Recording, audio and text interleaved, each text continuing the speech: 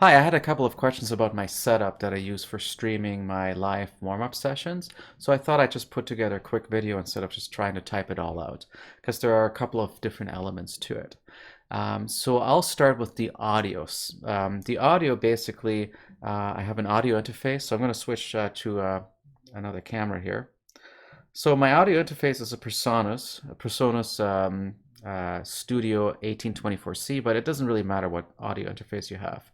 And I've got two mics, so this is kind of important. So I have a Rhodes NT2A that I use for talking, and then I have a Shure 57 that I use for playing into. So that's the audio component. Then up here I've got a Panasonic right here, a Panasonic Lumix camera, and that I have hooked into my computer through this USB to HDMI device that I got. I think it was like $90 or something on Amazon. You couldn't actually get these for the longest time, so I had to wait quite a while to get those. So that's hooked up into my computer, so I'm using a DSLR camera, and I've also got a power source hooked up to it. So I'm not on battery, I'm actually on a connected power source, which is important. And so that is the audio and the video setup. Now back to what's happening on the computer. So I use OBS. Now OBS, I have found pretty good. Some people, they're not into it because it is an open source sort of piece of software. It is free to use, which is what I like. And I had to work a little bit with regards to lining up the audio and the video, which I can probably quickly talk about because this is not meant to be an OBS or an audio tutorial, but one of the challenges I ran into was the audio and the video were off. So the way to resolve that is you record yourself clapping and you put that video into a video editor, whatever video editor you use. And then what you need to do is count the number of frames between the sound happening and you seeing yourself clap in the video. So when you're clapping, you kind of want to keep that in mind. You kind of want to go at a steady pace, not too quick.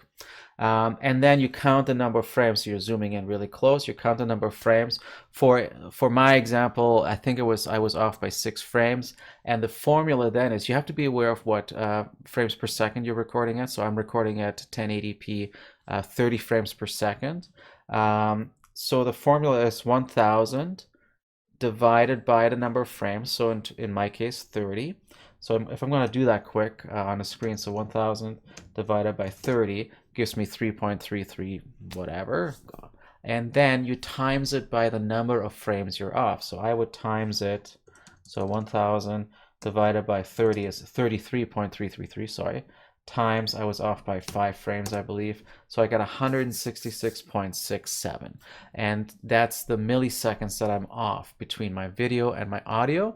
And I'll show you the next piece in OBS. And it's kind of cool. So if I switch over to, now this is going to be a little funny because it's capturing itself. But here I can capture my display source or what's on my monitor.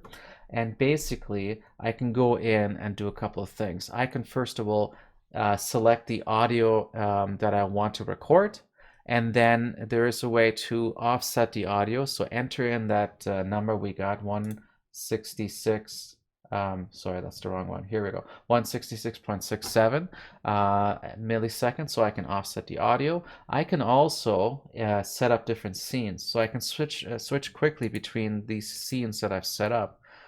So the scene we see in the mornings is this one. So what's happening here is we've got, my logo, we've got a couple of pictures here. So I can import images into this and move them around, I can take this and kind of move it anywhere I want. Whoops, I'm moving myself now, you see. So you have really easy flexibility in terms of how you want to arrange things.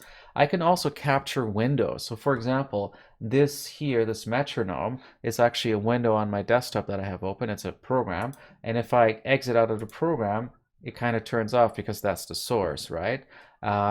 So if I turn it back on or if I open the program again, it'll load up the metronome. Same with the music you're seeing here, the sheet music. It's basically the PDF is open on my second screen, and when I scroll through the PDF, it scrolls through through the section of the screen that I want to highlight. So, and if I exit out of the PDF, Adobe PDF, it just disappears. So there's a lot of flexibility in the program. For the talking, if I go back to my desktop here, for the talking, I basically have a bunch of filters that are preset. So I've got a noise gate here, I've got noise suppression, and I have a gain here, which makes it so that I don't have to worry about editing the vocals or the voiceover after, because I want to eliminate as much work as possible in post. And yeah, so that pretty much is my setup. If you have any more questions, feel free to reach out, and thank you so much for watching.